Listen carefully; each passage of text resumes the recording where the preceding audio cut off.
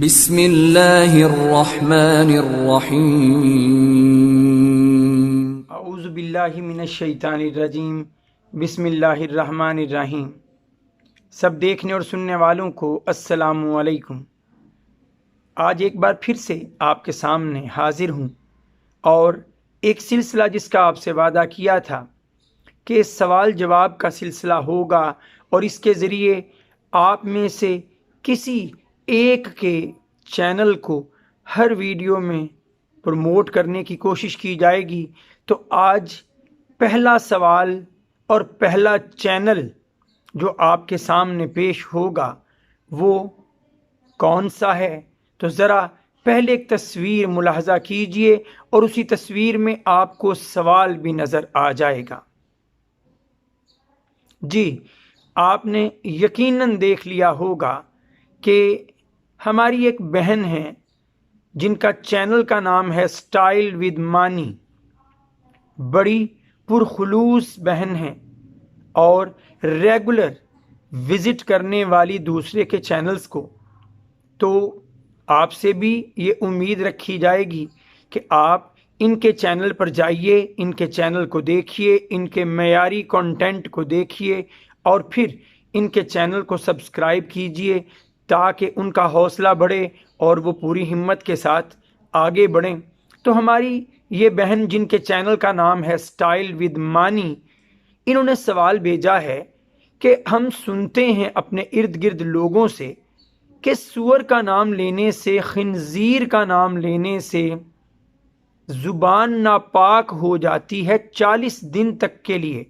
تو اس میں کس قدر حقیقت ہے، انہوں نے یہ سوال کیا ہے۔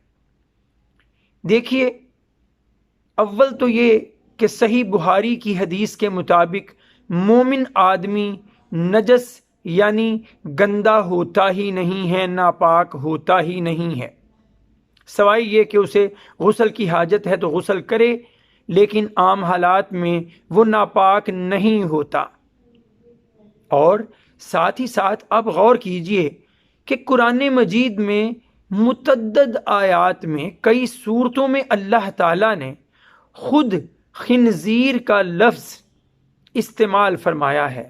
اگر یہ لفظ بذات خود اتنا ناپاک ہوتا تو اللہ تعالیٰ اس ناپاک لفظ کو قرآن کا حصہ نہ بناتے۔ تو قرآن مجید میں آپ کو کئی جگہ یہ لفظ خنزیر نظر آئے گا، جیسے کہ سورۃ البقرہ کی آیت نمبر 173 میں اللہ تعالیٰ فرماتے ہیں انما حرم علیکم المیتۃ والدم ولحم الخنزیر وما اہل بہ لغیر اللہ، کہ اللہ تعالیٰ نے تم پر حرام کر دیا کون کون سی چیزوں کو؟ مردار کو، بہتے ہوئے خون کو، خنزیر یعنی سور کے گوشت کو، اور وہ شے جس کو ذبح کرتے وقت غیر اللہ کا نام لیا جائے، وہ حرام کر دی گئیں۔ اللہ نے تو خود ذکر فرمایا۔